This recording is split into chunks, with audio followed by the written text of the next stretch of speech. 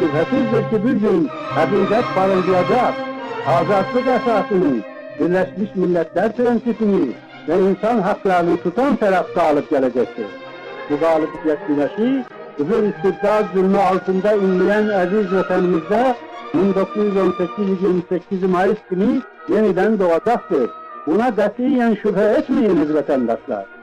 Üç renkli İstiklal bayrağını göçlerinde gezdiren buradaki vatan ailesi bizlerden, orada her türlü korku ve tedbir altında kalpleri istiklal eşliğinde çırpınan azadlık ailesi sizlere candan selamlar gönderir.